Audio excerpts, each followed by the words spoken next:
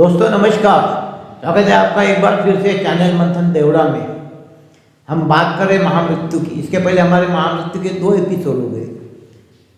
अगर आप इसमें नए हैं तो वो चैनल पे क्लिक करके अपने वो दोनों एपिसोड देखिए। महामृत्यु क्या है उसके बारे में आपको पूरी जानकारी मिलेगी।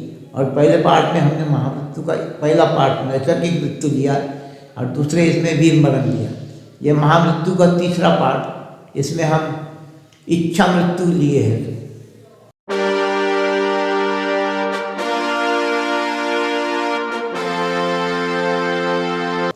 दोस्तों इच्छा मृत्यु क्या है? स्वेच्छा से जिन्होंने अपने मृत्यु को स्वीकारा है उसको इच्छा मृत्यु कहते हैं। अब इसमें अलग अलग कैटेगरी है। हम सबसे पहले देख रहे हैं अग्नि समाधि की।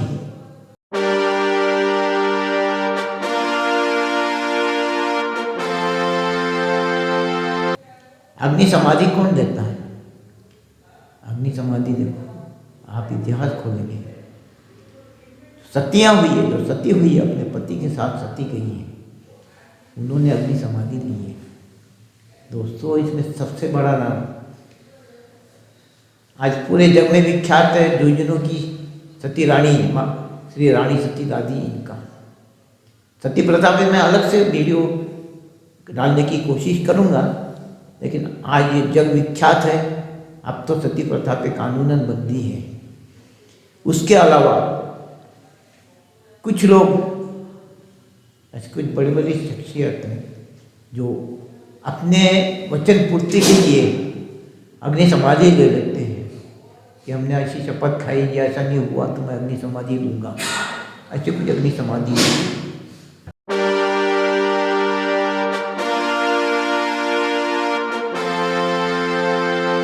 आगे जाएंगे, बढ़ेंगे जल समाधि के लिए। जो जल समाधि लेता है दोस्तों, शरीर पानी से फूंक के बाहर आता है या उसके शरीर को मगर, मछली, जानवर खा जाते हैं। दोस्तों सबसे बड़ी जल समाधि आपने देखी है, श्री राम जी ने ली थी। राम जी तो अवतारी पुरुष है, ना उनको जल गला सकता है, ना उनको मगरमच्छ छू सकती है। दोस्तों उन्होंने जल समाधि ली, पानी में जाके उन्होंने अपनी आत्मा को अलग नहीं किया, पानी में जाके वो अंतर्ध्यान हो गए और पाताल में चले गए। आपको माता सीता मालूम है, जिन्होंने भू समाधि ली धरती में चले गए, उनकी मृत्यु नहीं हुई। वैसे ही भगवान राम की मृत्यु नहीं हुई है, जल समाधि लेके वो पाताल में चले गए। वहाँ से वो माता सीता के साथ स्वर्ग में गए, वहाँ भी उनका अस्तित्व है, धरती पर भी उनका अस्तित्व है। उसके राम जी के बारे में तो आपको और कुछ बोलने की ज़्यादा आवश्यकता ही नहीं है।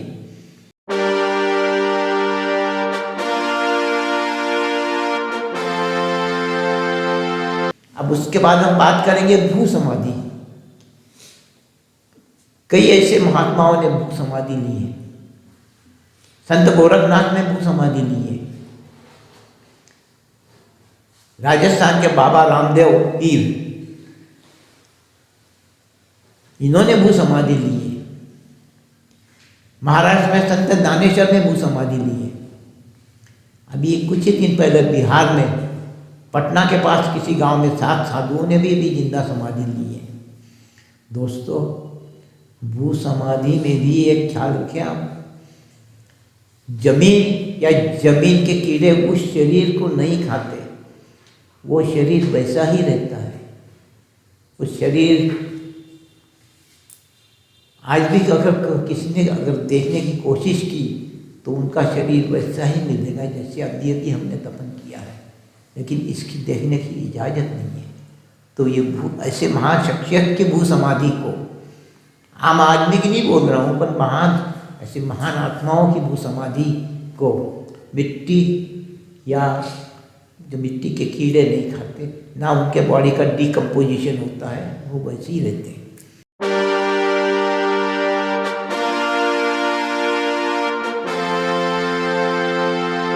अगला प्रकार है यौगिक समाधि। कई योगी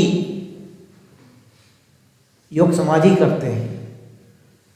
योग समाधि के 3 प्रकार होते हैं, 3 स्टेजेस हैं। पहली स्टेज में समाधि होती है कुछ समय के लिए, कुछ घंटे के लिए, ज़्यादा से ज़्यादा एक आध दिन के लिए। कुछ समाधि होती है लंबी समाधि, 2-4 दिन, 8 दिन, 15 दिन के लिए। लेकिन एक समाधि होती है आखिरी, कि वो समाधि में जब जाता है तो वापस नहीं आता, उसी समाधि में वो उसकी मृत्यु होती है, उसको पता नहीं चलता, वो शून्य में जाता है, ईश्वर में लीन होता है और उसी में उसकी मृत्यु होती है। तो ये जो समाधि होती है तीसरी, इसी समाधि में जिसकी मृत्यु होती है वो मोक्ष को प्राप्त होता है।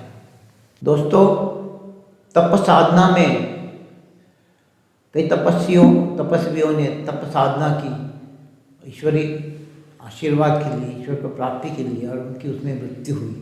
वो भी योगिक समाधि का भी एक प्रकार है, लेकिन वो तप साधना बोल के गिनी गई है।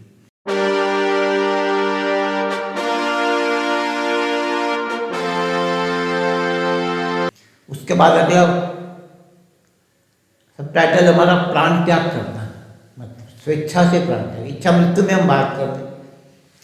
महाभारत के भीष्माचार्य, इनको स्वेच्छा मृत्यु का वरदान था। वो जब तक हस्तिनापुर सही हाथों में नहीं गया तब तक वो जिंदे रहे, और जब युधिष्ठिर हस्तिनापुर के राजा बने तब इन्होंने स्वेच्छा से प्राण त्यागे।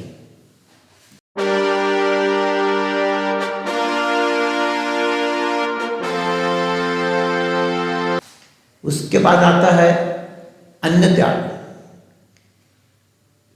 कुछ महात्मा, संत, साधु, योगी अंतिम दिनों में अन्न त्याग कर देते हैं और अन्न त्याग से प्राण त्याग करते हैं। दोस्तों, जैन धर्म में संथारा यह एक इच्छा मृत्यु का प्रकार है।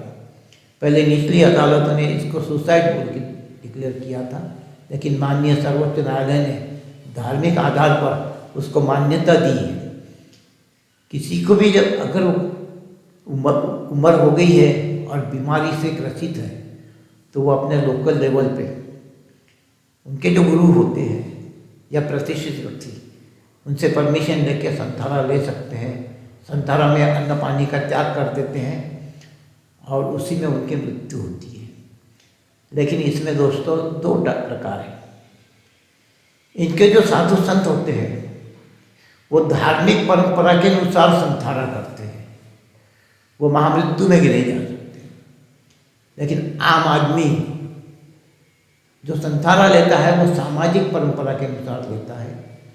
उनकी तो सामाजिक परंपरा के अनुसार दी हुई संथारा से होती है, वो महामृत्यु में नहीं, वो सिर्फ अपने घरों में ही पूजनीय होते हैं। दोस्तों, हम जैन धर्म की संथारा की बात करते हैं। आचार्य विनोबा भावे को आप पहचानते होंगे, गांधी जी के खास, गांधी जी के साथ स्वतंत्र संग्राम सैनिक में उन्होंने लड़ाई की। पवनार आश्रम जो है सेवाग्राम आश्रम से बहुत करीब है, वहाँ उनका निवास था। अंतिम समय में उन्होंने अन्न त्याग कर दिया था। जो जैन धर्म में संथारा होता है उस नियम के मुताबिक उन्होंने अन्न त्याग किया। और वहाँ पे काफ़ी मीडिया के लोग, काफ़ी विश्व के लोग वहाँ जमा थे, सबने देखा। उन्होंने अपने परंपरा के मुताबिक अपने प्राण त्यागे और उनके कहने साथ वालों ने यही कहा कि महावीर जी को मानने वाला चला गया दुनिया से। तो वो भले जैन धर्म के ना हो, उन्होंने भी जैन धर्म का संथारा किया और उसी प्रकार उनकी मृत्यु हुई।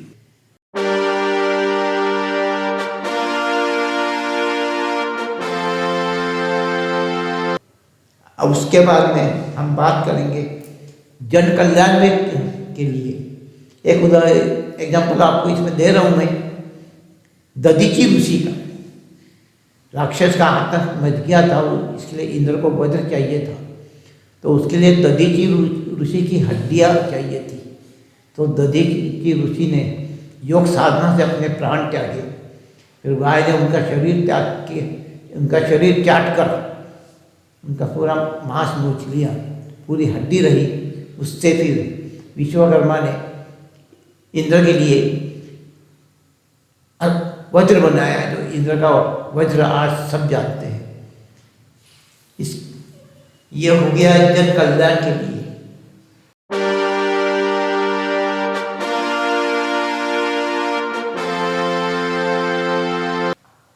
कई उदाहरण मिलेंगे। और आखिरी है स्वामी भक्ति के लिए। स्वामी भक्ति के लिए भी जैसे पिछले भी हमने देखा है, कुछ सेवक स्वामी भक्ति के लिए प्राण त्याग करते हैं, जिसमें कुछ जानवर का भी समावेश होता है, घोड़े है, कुत्ते हैं और कोई ही जानवर है। तो ये स्वामी भक्ति में जिन्होंने प्राण त्याग किए हैं इच्छा मृत्यु से, अपनी स्वेच्छा से, ये सब इच्छा मृत्यु में है और ये मोक्ष के हकदार हैं। दोस्तों, ये इच्छा मृत्यु भी हर धर्म जाति संप्रदाय में है। ऐसी ईश्वरीय शक्तियाँ हर में जाति संप्रदाय में है। किसकी नैसर्गिक मृत्यु हुई, किसका वीर गति मिली, तो किस कोई इच्छा मृत्यु से इन प्रकारों में समाधि ली। इन सब के नाम अलग अलग जातियों में अलग अलग नाम से आप अपने अपने कुल के हिसाब से, अपने जाति के हिसाब से, अपने राज्य के हिसाब से जो नाम आपके सामने है, जो नाम आपको मालूम है, वो सभी नाम आप कमेंट्स में डालिए। जय श्री राम लिख के आप अपने उनका नाम डालिए। हो सकता है वो आपके कुलदेवता, हो सकता है लोक देवता है किसी प्रांत के, या हो सकता है वो सर्व पूजनीय है या पर किसी पर्टिकुलर जात में पूजनीय है। उनकी जानकारी सबको मिलेगी। आप उन सब का नाम डालिए, वो कहाँ पर है उनकी जानकारी दीजिए, और हो सके तो एक दो लाइन उनके बारे में दीजिए, ताकि सभी लोगों को ये जानकारी मिले। और दोस्तों, ये मेरा एक प्रयास था कि महामृत्यु किसकी हुई, ऐसे महात्माओं की जानकारी सबके सामने लाने की कोशिश मैंने रखी है, जिसमें आप सबका सहभाग मुझे आवश्यक है। अगर आपको मेरा वीडियो पसंद आया है, इसे लाइक कीजिए, सब्सक्राइब कीजिए, अपने सभी ग्रुप में शेयर कीजिए, और सभी को लाइक करने के लिए आप बताइए।